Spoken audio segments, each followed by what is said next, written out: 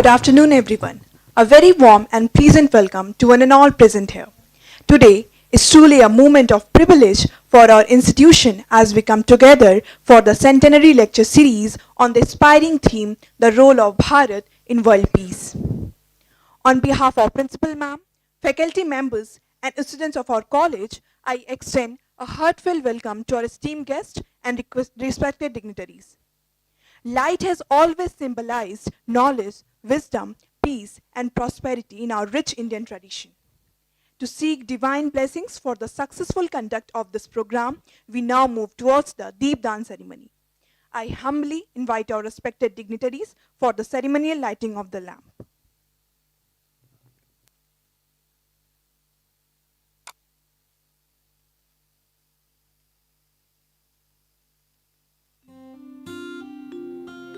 या कुन्दे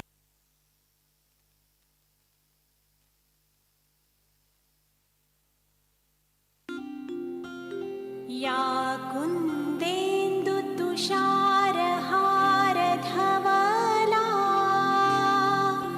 या शुभ्रवस्त्रावृता या वीणावरदण्डमण्डितकरा या श्वेतपद्मासना या ब्रह्माच्युतशङ्कर प्रभृतिभिः देवैः सदा वन्दिता सा मां पातु सरस्वती भगवती निःशेषजाड्यापहा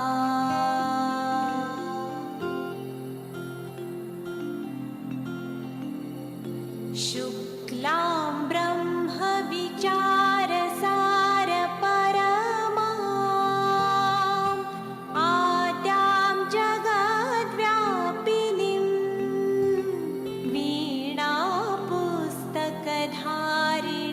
वीणापुस्तकधारिणीमभयदां जाड्यान्धकारापहा हस्ते स्फाटिकमालिकां विदधतीं पद्मासने संस्थितां वन्दे तां परमेश्वरीं भगवतीं बुद्धिप्रदां शारदाम्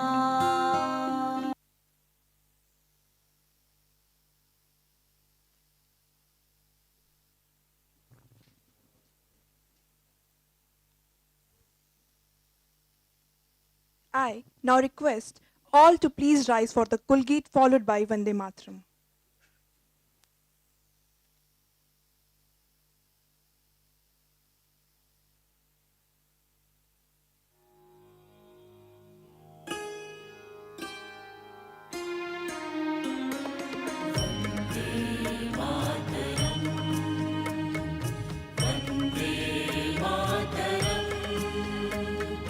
सुजलां सुफलां मलयज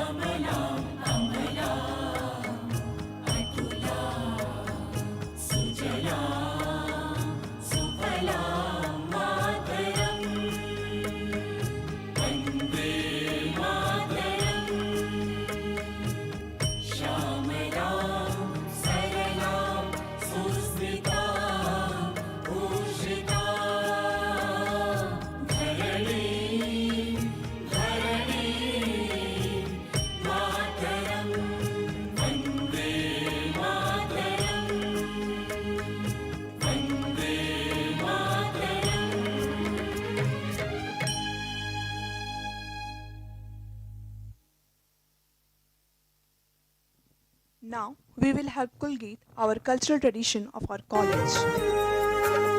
जयति जय जय जयति जय जय ज्ञान का लोक अनुपम श्रेष्ठ सुंदर दिव्य दिल्ली विश्वविद्यालय विहंगम जयति जय जय जयति जय जय ज्ञान का लोक अनुपम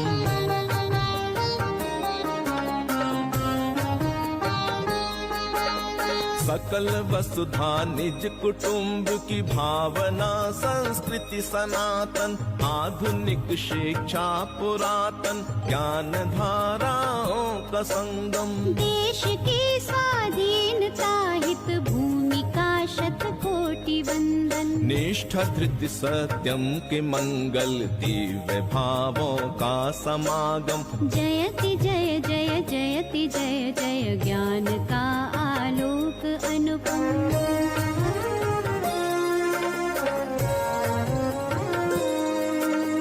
भव्य महाविद्यालयों के परिसरों से चिर सुशोभित श्रेष्ठ गुरुजन कर रहे नित छात्र और छात्राएं दीक्षित सदचरित्राचार पावन साधना संकल्प संयम नवल वैश्विक चेतना नव क्रांति संस्कारों का उद्गम जयति जय जय जयति जय जय ज्ञान का लोक अनुपम श्रेष्ठ सुंदर दिव्य दिल्ली विश्वविद्यालय विहंगम जयति जय जय जयति जय जय ज्ञान का लोक अनुपम ज्ञान का आलोक अनुपम ज्ञान का लोक अनुपम ज्ञान का आलोक अनुपम Thank you for that soul-stirring rendition. We now proceed with the felicitation ceremony of our distinguished guest. I request Principal Ma'am to honor our esteemed guest.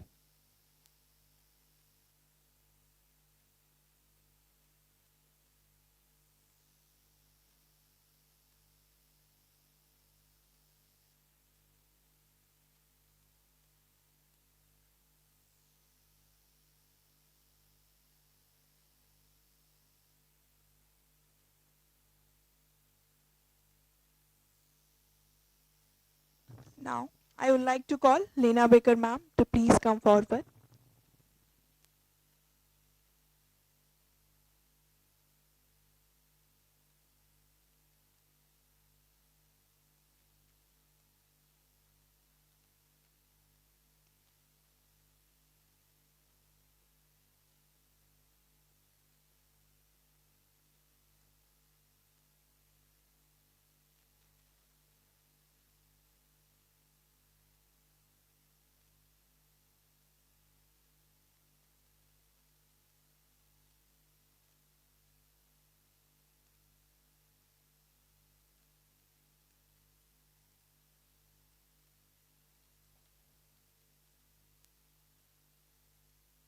Now, I would like to call Brahma Rishi Dr. Mohanji sir. Sir, please come forward.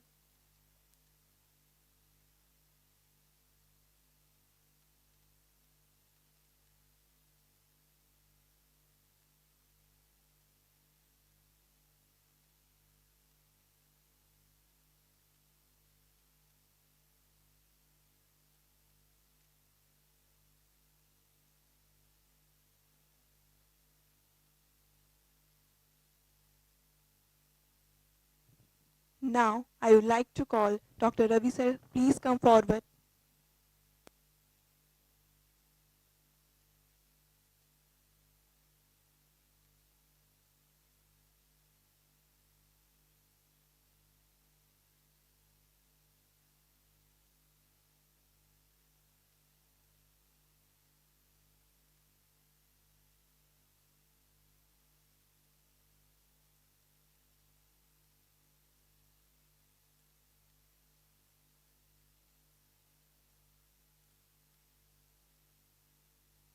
I now invite Principal Ma'am for her opening address.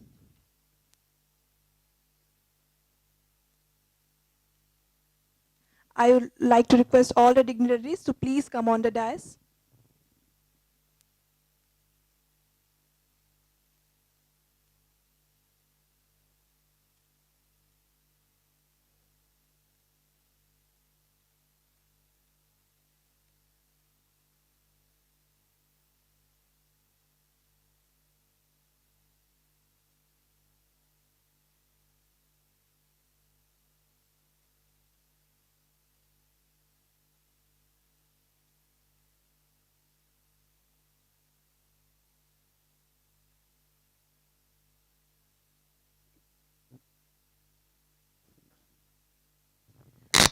Good afternoon and very warm welcome to all of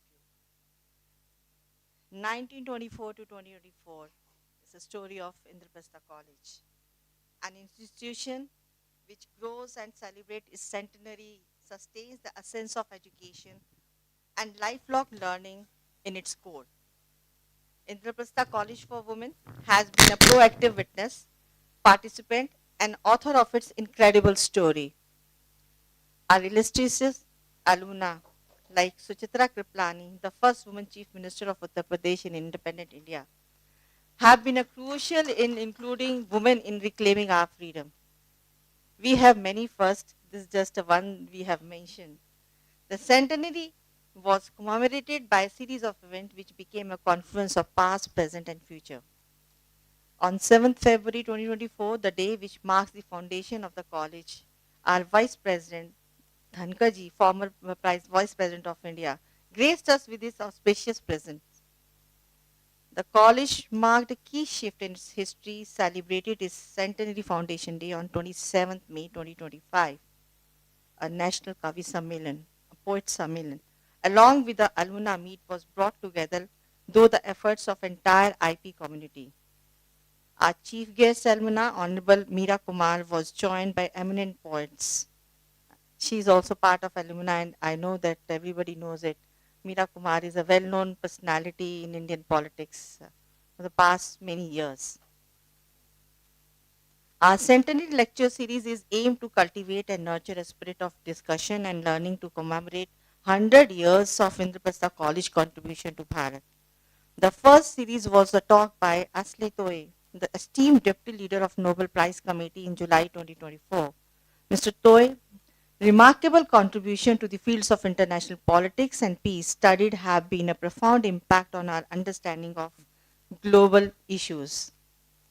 The presence of distinguished speakers today add to the pride of the college. Lena Becker is one of the world's most exclusive keynote speaker in diplomacy, leadership, and global business strategy.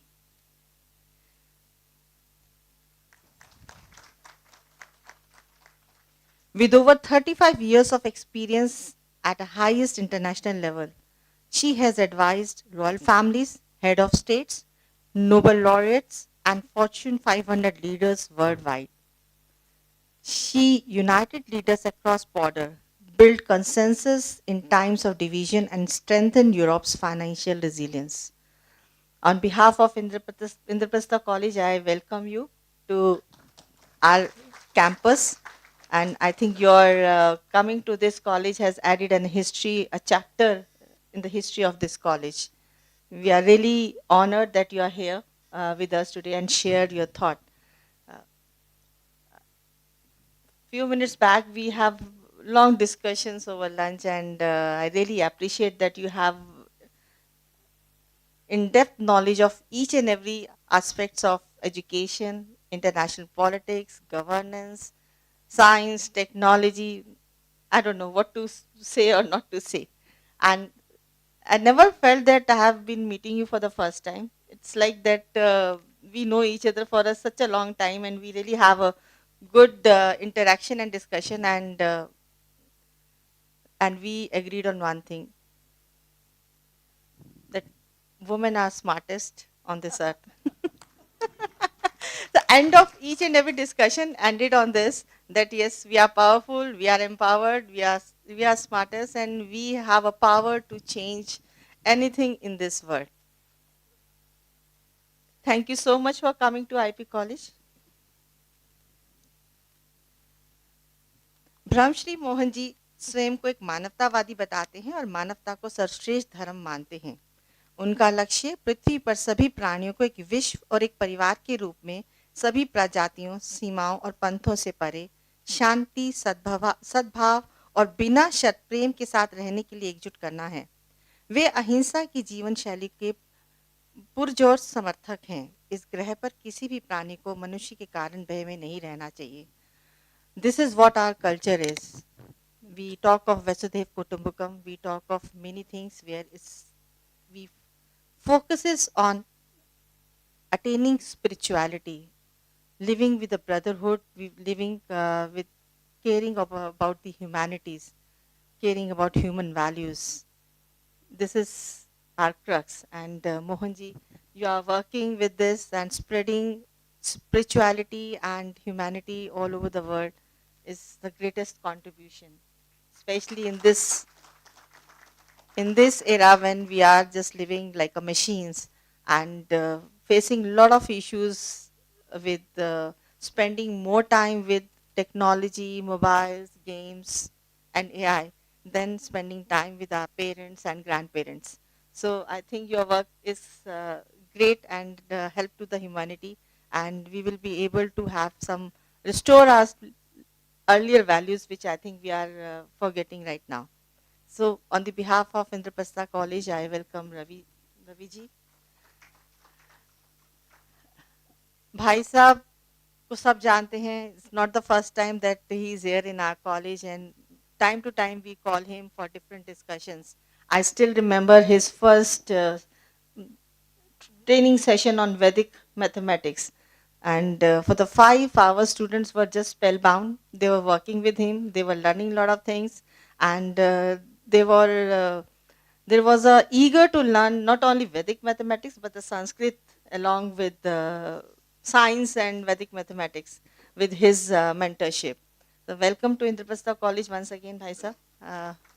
I hope today's interaction with three distinguished guests will give you more elaborate and powerful discussion on how we can have a peace in the world. We know everywhere there is a war.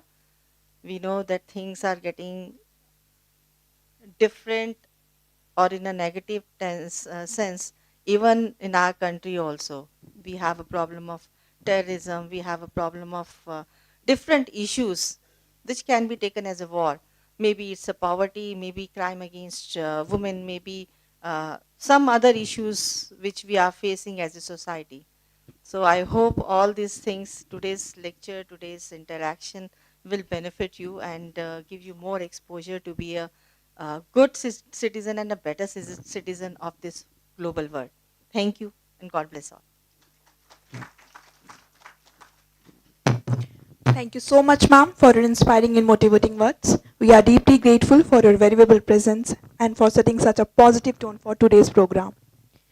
Now, I have honor of introducing our eminent guest for today's Centenary Lecture Series. Our first distinguished guest is Lena Baker, ma'am, a globally respected stateswoman with over 3 decades of experience in international diplomacy, public governance, and strategic advisory. She has served in senior positions within the Swedish government and chaired a major European public banking think tank working closely with the European Commission, ECB, and heads of state. I would like to call ma'am on the stage to share her thoughts with all of us.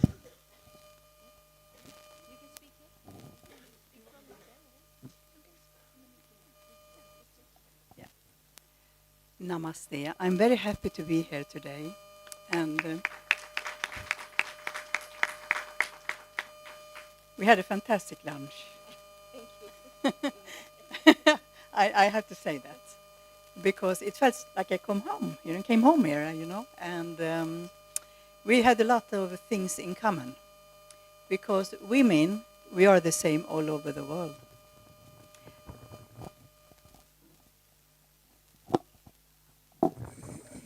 And the issue that we will discuss today, peace, I believe, and I'm quite sure, and you were the same, that if there have been more females in highest position in the world, we should have peace. We don't like conflicts. We want to work together instead, We want to keep together and to take care of each other instead to be enemies. When it is about India, you have a fantastic country. I have had the privilege to be here since 25 years back, and you have the future. What happens in India will change the world. I believe that you will be maybe number 1 and number 2 of the economies in the world.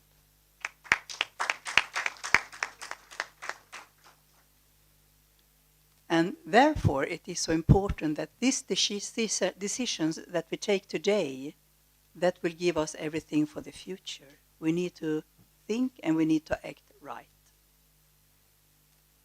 Your growth is amazing. 7, 8%, some of the states 10%. That is fine, but it will continue. It will be like that for many years. That means that you will lead the world. And one of the most fantastic things you have that we don't have in many parts of the world is the young ones. And it is the well-educated people. There are no country in the world who have more well-educated people per GDP than India. So we will need you. I tell people in the world when I'm traveling about India, your space program is one thing. Because people don't know so much about it in my part of the world. And I tell them that you did something nobody else could do. You did the space program, and you went to the south part of the moon. Nobody have done it.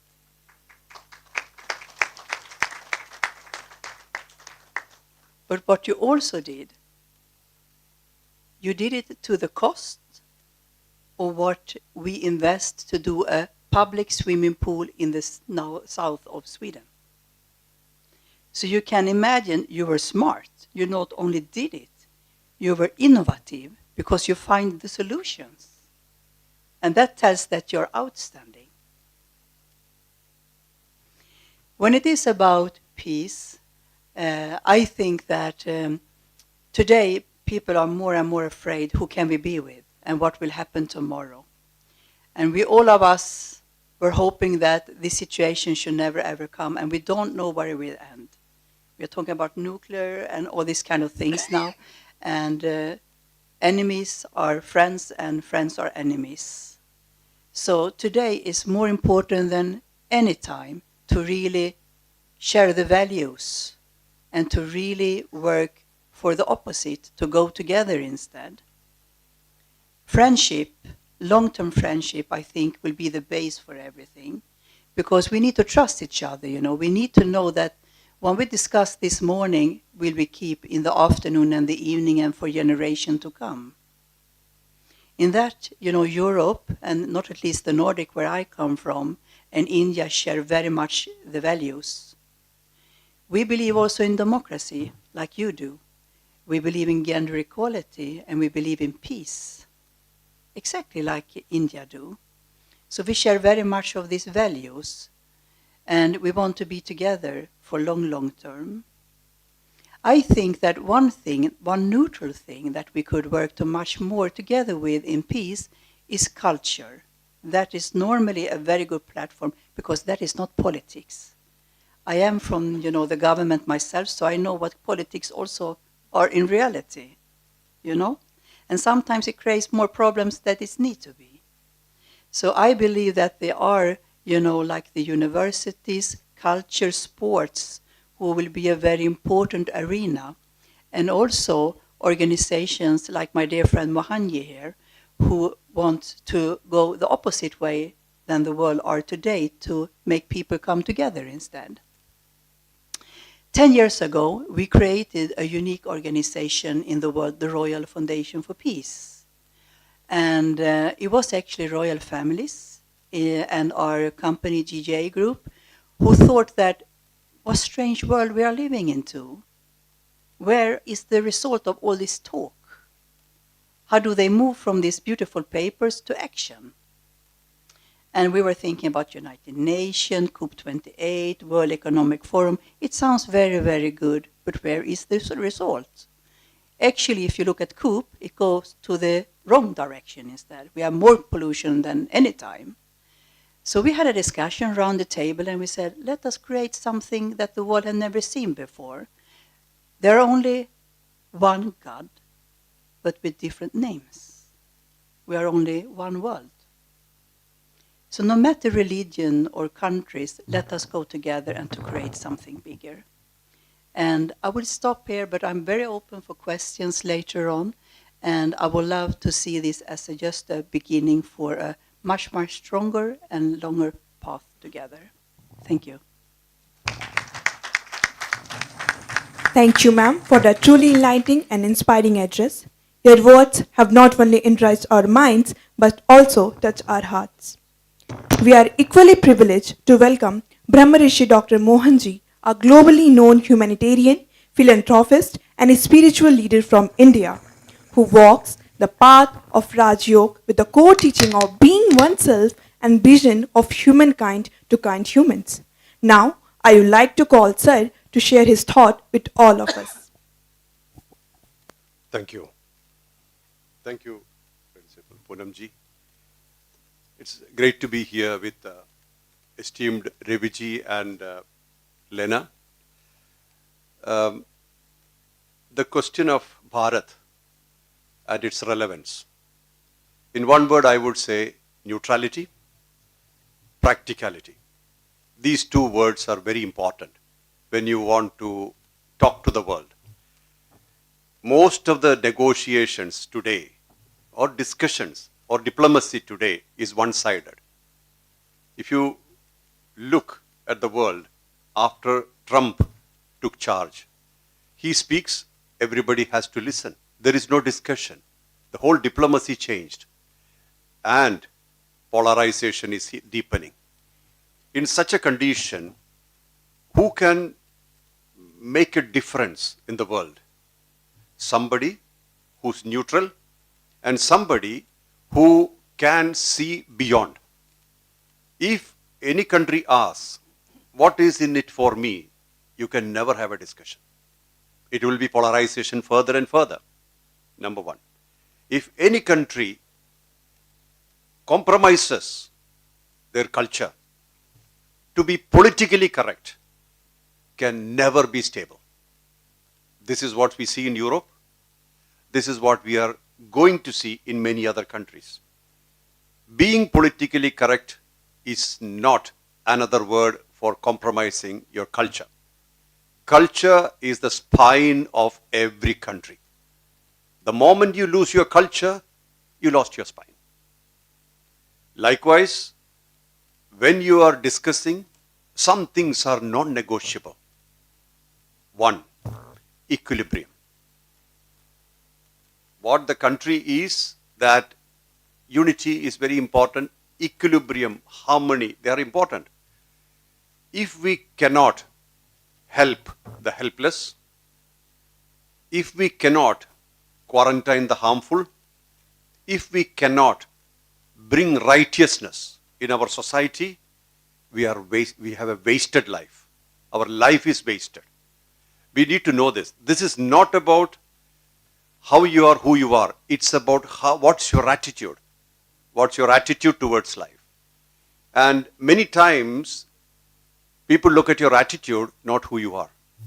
If your attitude is towards bringing everybody together, and you have no expectation, you want nothing out of it, you're so powerful that people will look at you as the next role model. Bharat has that capacity. Bharat is doing it right now. And as we have seen, most of the negotiations are connected to what I can get for our country or myself. Bharat is not discussing like that. Of course, we have to take care of the people here. We have to stabilize the systems here. We definitely need stability. But more than all that, we're looking at global harmony. And that's why we supplied vaccines during COVID free of cost. No countries did that. No management, no countries, no manufacturer thought about it. So we have taken diplomacy to a new level, a new dimension.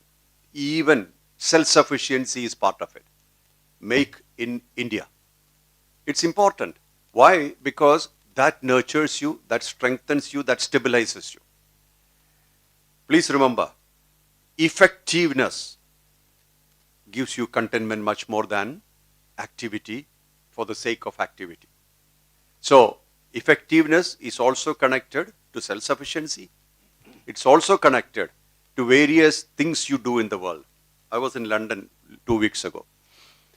In my program, many people came. and I declared the Parliament of all faiths and communities in London, and we're working on it. You know why? Many people came and told me we're losing our culture. In London, you know this very well. And many parts of Europe are going through the same situation. See, you have a house, you have a living room. Who should enter your living room is up to you. Now you keep it wide open, everybody comes there, none of them you know, and none of them are really attuned to your way of living, and they contaminate the whole living room. Who's to be blamed? Is it the people who come in, or you who open the doors for it? So this is one point, number one. And secondly, if you are compromising your basic culture for the sake of being politically correct, or for the sake of not liking any blaming or criticism, maybe you're not taking care of your society and the generations to come. Mostly it is so. See, I was in Africa. We conducted a global meet of indigenous in Cape Town. And many people came. We integrated the Arctic Circle, indigenous from the Arctic Circle, brought them to Antarctica, that is the South Sami Sand tribes and stuff. Then East and West, which are Hawaii, Alaska, and Maoris from New Zealand. We all joined together in Cape Town in the first week of November. And one of the things which we try to do in the world is to create a United Nations of the indigenous. Only those people who have never become modernized and forgotten their roots.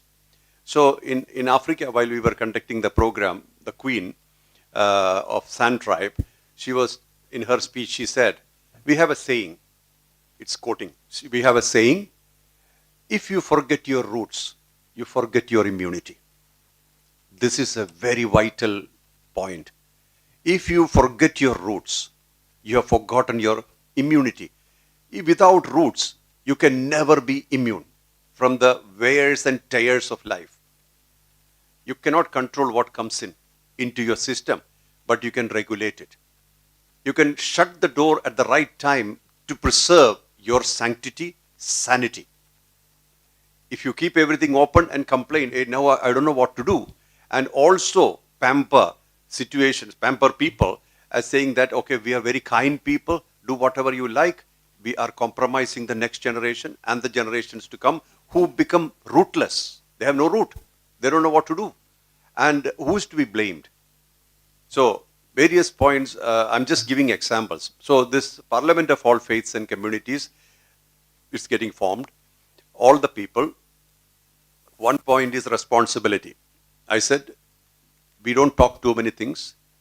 Be responsible. And I also said one thing in the Parliament of all religions in Delhi. I said, I guarantee we have activities in 6 continents. We have ashrams in 14 places. I said, I guarantee none of the people who follow me will kill anybody, hurt anybody, harm anybody. This is my guarantee. I said, if all these faith leaders, spiritual leaders, religious heads take that one vow, none of my people will hurt anybody, harm anybody, disturb society, there will be peace on the earth. I said the similar thing when they gave me an award at the BRICS function, BRICS. I said, do we believe in peace? Or are we hypocrites? Mostly we are hypocrites. You know why? We like to sit behind a camera or in front of a camera or behind a microphone and talk about peace, world peace. But do we mean it? See, there is a story. There was a great famine because of lack of rain. So the Maharaja decided to bring some priests and to do a yajna to bring in rain. So the priest said, 21 days if you do yajna, this yajna, homa, fire ceremony, there will be rain. And the 21st day, Maharaja said everybody should assemble on the ground to see what's going on. All people came. Except one child, nobody brought an umbrella. That means nobody believed it rained. It really rained. And everybody got wet. But nobody believed it happened, or there will be a positive shift. This is something which we should remember. Do you believe in your country? I'm not talking about politics here. Do you have faith in your country? Then it's your responsibility to hold on to the culture. The culture will take you forward. See, I am going to various countries. Most of the time I'm abroad. And I believe my basic reason why I am received, because I'm neutral, especially because I am from here, Bharat. I'm really, really proud of being a citizen of Bharat. And I will never change my passport. Even though some countries offered me citizenship, I said no, I'll keep this passport. That's because I respect this country. And this country has a lot to give to the world, especially in a redefined diplomacy level. Redefined diplomacy. I was speaking to one of the advisors of a president in a country. I said, why you did not make India as your chosen partner? So they said, India never offered anything. I said, India won't offer you, but you'll grow with India. Why should some country offer you something? Why can't you just say, okay, our chosen partner is India? You will grow with India. As India grows, India will grow. As India grows, you will grow. But then they signed up with our neighbor, and they are now biting the dust. This is what happens in the world many times. But you got to be practical. This is what Lord Krishna also said. If you take all his teachings, one word that stands out is be practical. We got to be practical. In this world, especially in this time, you cannot be theoretical. And nobody cares for your words. They look at your action. If your action does not stand up, you have no value. Why do people value you? Why should people value you? Because your action speaks, not your mouth speaks. Anybody can speak anything, every politician speaks. But what eventually holds water? Your action. And action can go wrong. That doesn't matter. What's your intention? If your intention is pure, if your intention is clear, clarity, intention is pure, definitely people will respect you, because you are not only walking the talk, you are not even speaking while things are happening.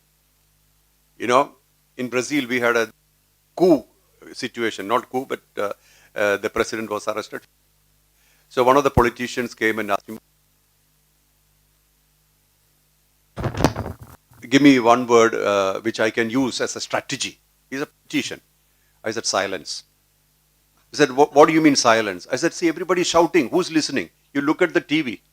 Everybody is screaming and shouting and giving their opinion. Who actually listens? Do you know what the other guy said just now? You wouldn't. Because everybody is saying, speaking, shouting, noises. Nobody wants to know. Now you keep quiet. And it worked for him. The TV companies, the media was after him, hey, please say something. And everybody listened to what he's going to say. And he rose up. So I said, in every situation, diplomacy does not mean talking. It's being there, being available, being there. And when you have clarity, sometimes you don't have to speak. Because your presence describes your clarity. It tells you who you are and what you need. So, let us think about redefining our lives. Let's think about, we signed our MOU with Royal Foundation for Peace in August. In Stockholm. I was in Sweden, Stockholm. And we never kept an agenda when we signed. We didn't have an agenda. What are we going to do? We'll do something. See, the thing is, we decide to work together. And destiny or situations need the action. So many times we are eager to make boundaries, and that restricts us, binds us, and removes the freedom of seeing beyond. Here, as things open up, we position. That's exactly how destiny works. Do you know what's going to happen tomorrow? See, did you know that we're going to speak on today? Did we know that today? We did not know. And we don't know each other, right? Some guy with the hair and white dress coming in here speaking. What the hell is he talking about? How is he relevant?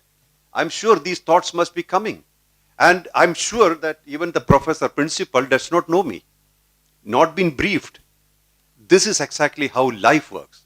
Every moment, a new thing comes up. A new situation comes up. Destiny brings that to you. This is what Srinivasa Ramanujan talked about, time, space, junction point. You know, that time, that space, that junction, only this can happen to you. There's no way.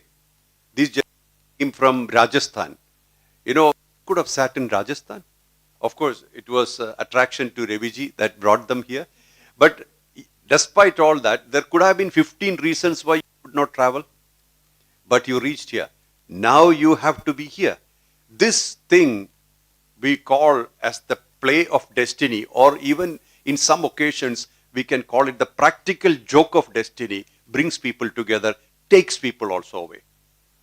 So diplomacy is something which, how you respond, not react, respond in a given time for a given situation. Where, what is your method? What is the possible right method, which Bharat has practiced all the time? Neutrality. Nothing for me. I wouldn't care what I get, but let me do this for you. And our people at this point in time are in Brussels at the EU Parliament. Tomorrow they are presenting their paper for some people whom we do not know in EU Parliament now, as we speak. So this is exactly what I'm talking about. Our diplomacy is something practical, and it changes people, and it should be transformative. Now, as the principal said about spirituality, I don't teach spirituality. I don't. That's a wrong notion you get from the internet. Because anybody who looks like this must be speaking spirituality, teaching spirituality. This is taken for granted. Why should I teach you something which you know? See, what is spirituality? Tell me. You have a physical body, and there is an energy in the body which is activating the body, just like there is this light bulb and an electricity. So that electricity goes, light bulb is not functioning. Just like the energy leaves the body we call a dead body. This understanding is spirituality. That who should teach you? Who can teach you? This is something which you can feel. And there is nobody, please understand, the basic things of life, nobody need to teach anybody. We know. We are not thinking, and we are busy programming ourselves for the external world. That's why somebody has to come and say, hey, you are the one you're looking for. Otherwise, you don't need that information. All are gurus. You don't need a guru. You don't need a book. Yeah. When Rumi met Tabriz, Rumi asked Tabriz, what should I do now? He said, throw all your books in the river and come back. Come back empty. Because only then you can find yourself. I always tell people, if you don't look at me, nothing will happen to you. You know, I'm just another figure in the world. But if you don't look at yourself and find yourself, everything is lost in this life for you. Because all you need to find in this life is you. And that's not difficult. It's not the projected personality, but what projects the personality. This is spirituality. Very simple. So, once again I tell you, most of you are students. The whole world is out there for you. And look at how you deal with this world. I use the word deal even though it's a bad word. Deal with the world is, there are two options you have. Two options. One is, you can react to every situation and create guilt and regret. Or, you can respond to situations and stay clean and cool. Respond.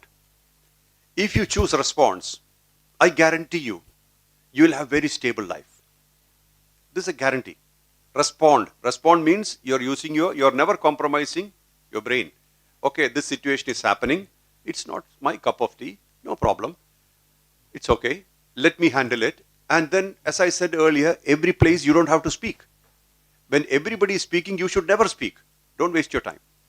When people seek your words, then you speak. Then you must speak. Because that's your audience. Otherwise, there's no point in doing the marketplace, announcements and stuff. That's not going to help you, and it will just drain you. So, if you remember only one thing, every situation, look at it and use your intellect and choose, should I respond or not respond? Forget about reaction. Reaction comes from ego. Ego. When somebody calls you donkey, you should think maybe that person cannot see well. So that's why probably he's looking at a donkey. So leave it. Let him. So as long as I said earlier, whether it is a person or a nation, all they have to do is to handle their internal enemies. What is the internal enemies in a person?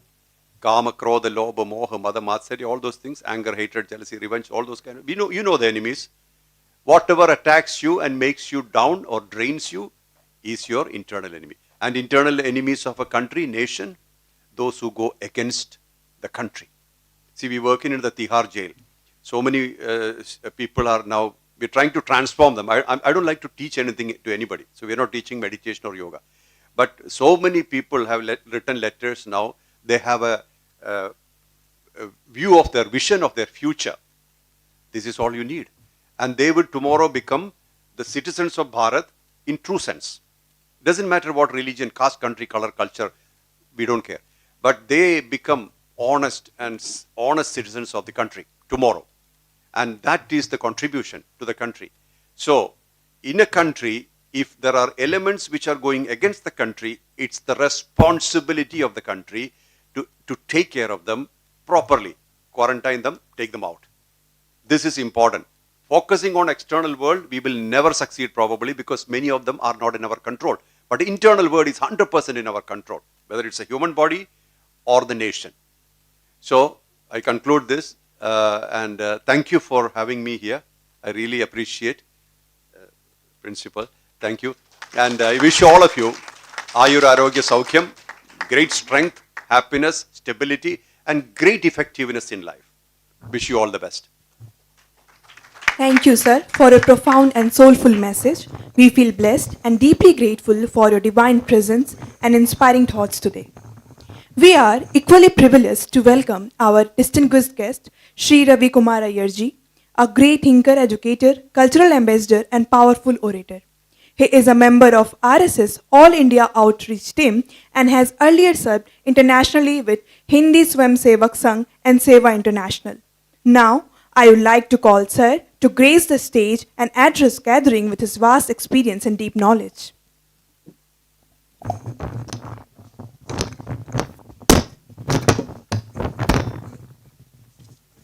are sitting there.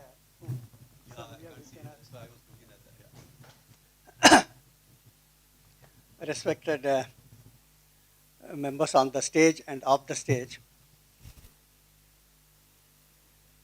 See, we have a peaceful sleep at night. Who guarantees that sleep? The army that protects us from external threat. And today we are thankful to Sweden for that. Because the army that protects you at the high heights of Himalayas is protected by Bofors guns coming from Sweden.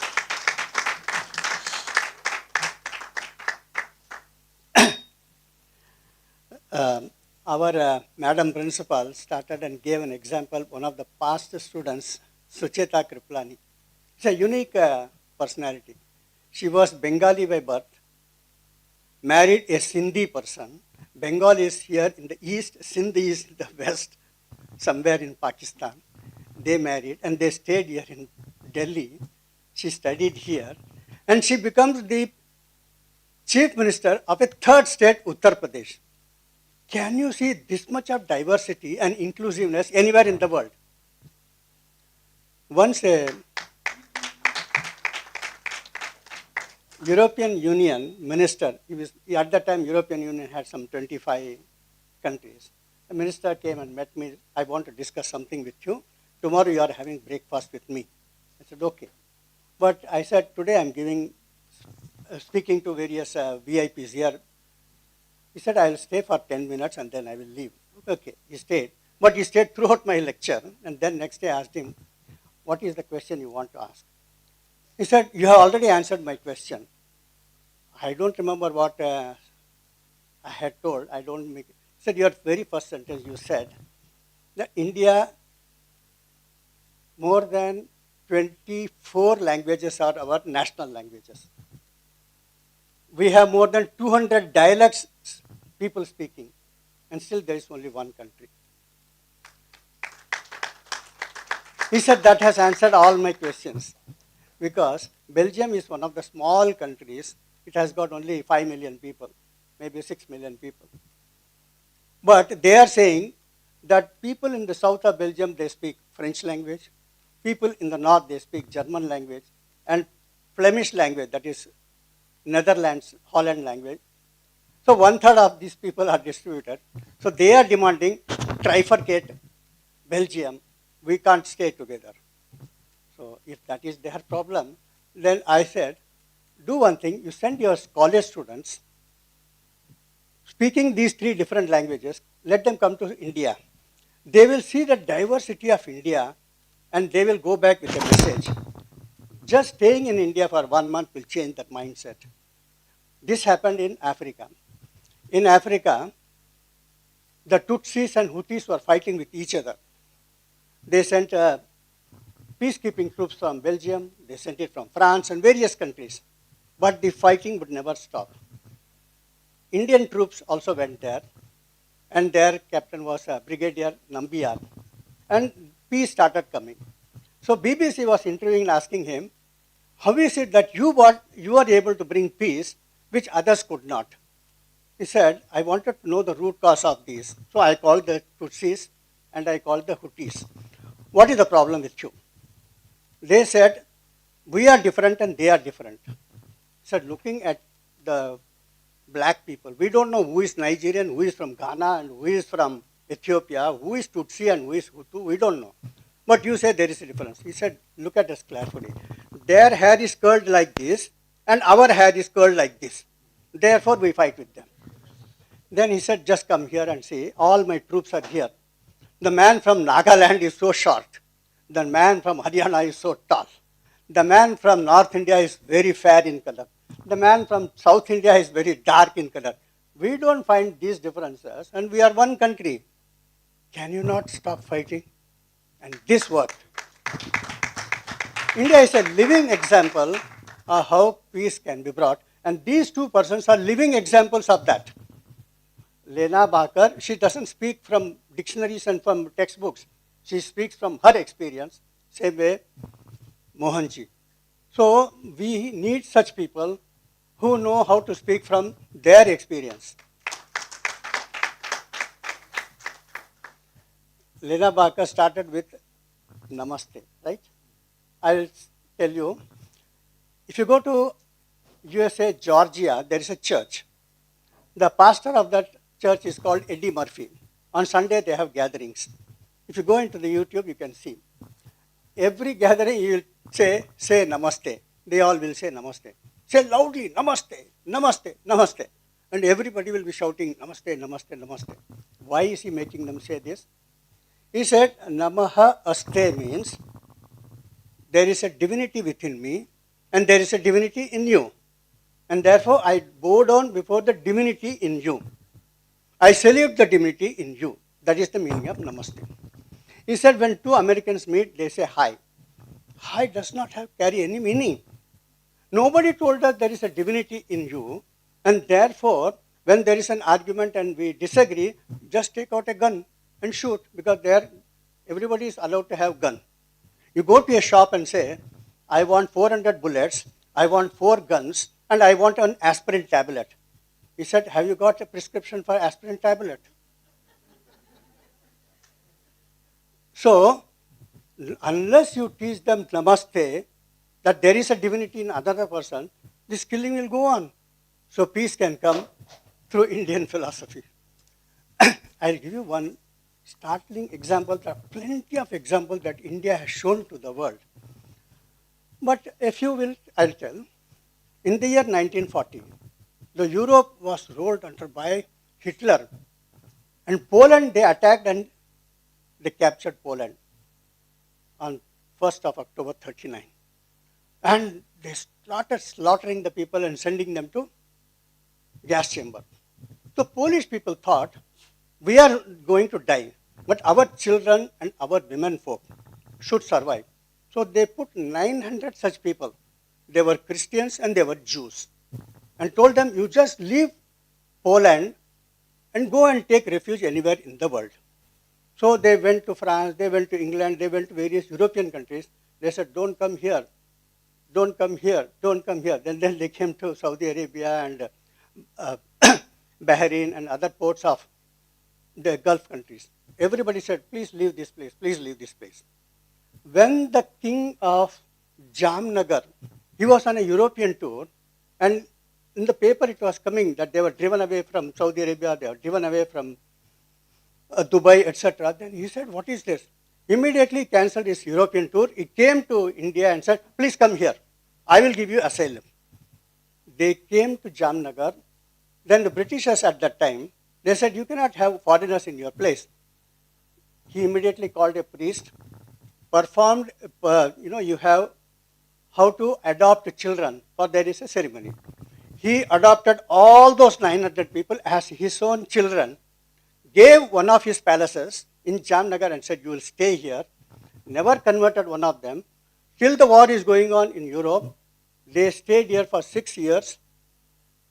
They were allowed to teach in their language, their religious practices, and above all, their food habits.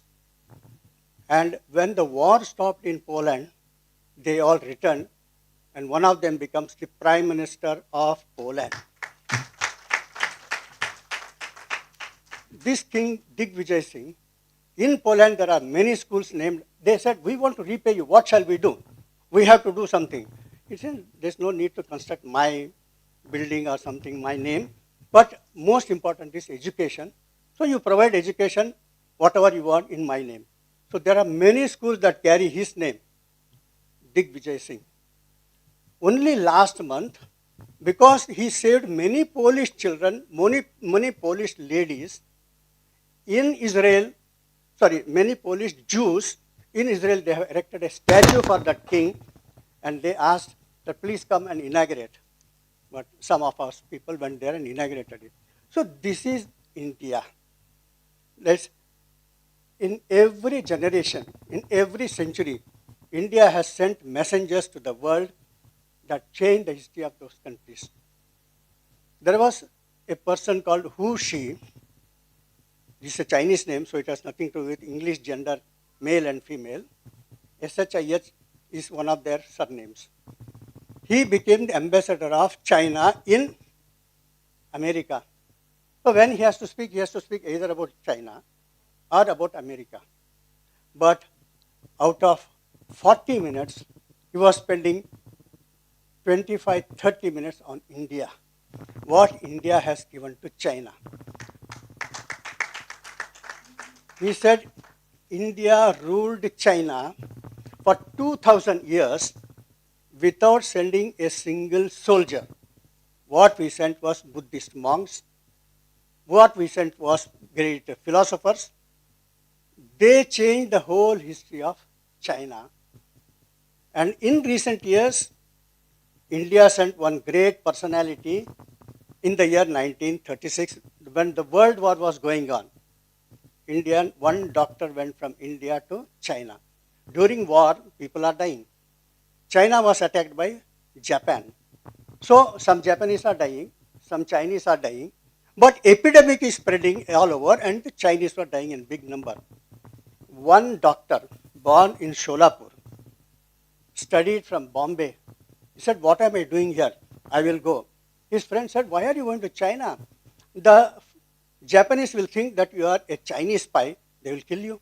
The Chinese will think that you are a Japanese spy, they will kill you. You don't know the language, you don't know their food habits.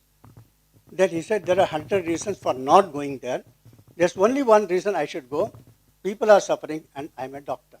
And he went there. And he died in a normal way without being killed by anybody.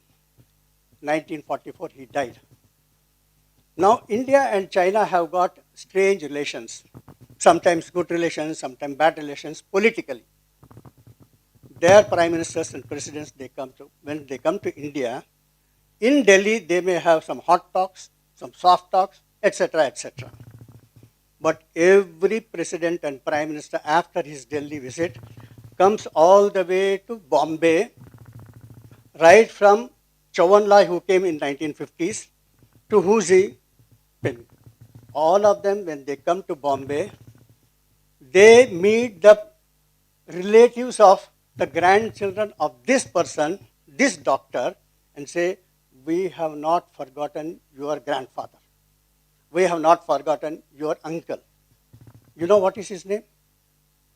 One man who changed the history of, who brought a permanent relationship between India and China, beyond the political.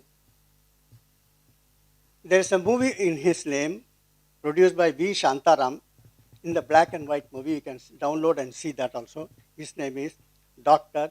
Dwarkanath Kotnis. So this is Dwarkanath Kotnis, who has brought such great relationship in recent times. So we all have a role to play. I have a list of many such people who have done many great things for our country. The latest that you can still remember is G20. It happened in Delhi very recently. In that meeting, world leaders had come from various countries. The first resolution that we passed was that Africa is a continent of 1.4 billion people, 140 crores of people, and they are not part of this G20. We don't want G1, we don't want G20, we want G all. Therefore, we should take them as our member. The African Union, there is a leader. He was called to accept that resolution. He was in tears. On TV you can see. He said in every previous G20 summits, whether it was held in Africa, it was held in Europe, they all said that we want to include you, but give us some time, give us some time.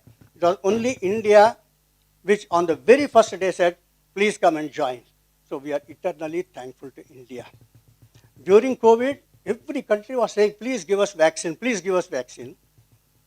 Many countries could have given, at least 7 countries which produced vaccines could have given, but India produced vaccines for the entire world. 96 countries we gave. To some countries at free of cost.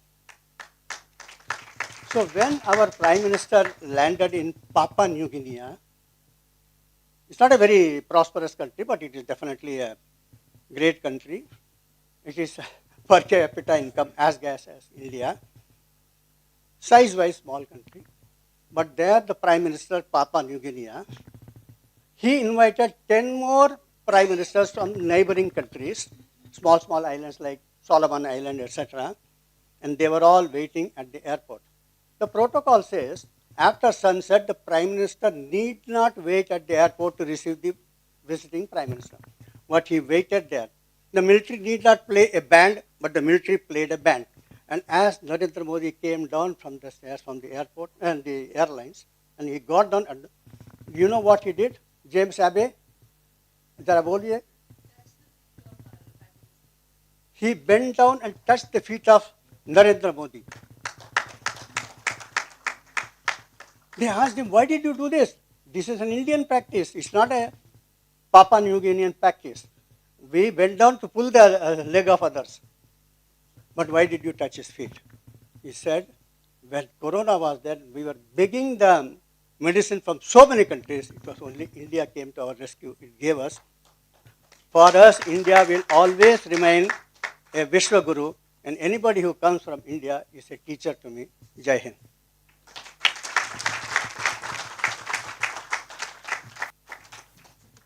Thank you. Thank you, sir, for a deeply informative and motivating address. We are sincerely thankful for your guiding words. As we conclude the program, we are grateful to the guiding force of our institution, our respected Principal Ma'am Poonam Kumriya, whose dedication, vision, and leadership continue to elevate IPCW as a center of excellence. I thank our distinguished speakers for adding to the legacy of our Centenary Lecture Series and giving us the honor to hear them. Thank you. If anybody wants to ask any question, please raise your hand.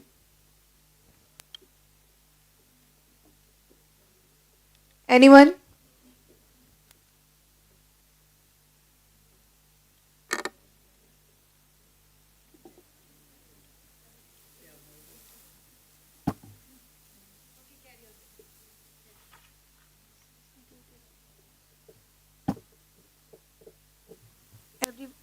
Everyone, please stand up for our national anthem.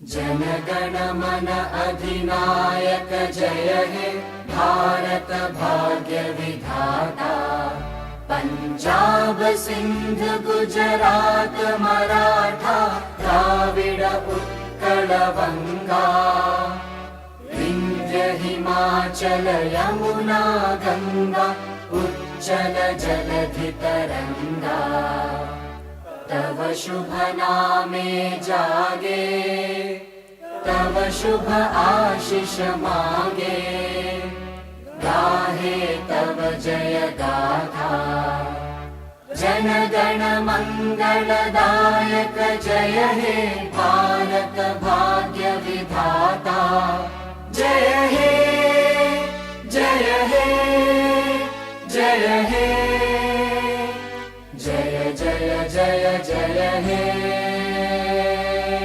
Bharat माता की जय, भारत माता की जय, भारत माता की जय, वंदे वंदे Matram. Vande Matram. This is the 150th year of Vande Mataram.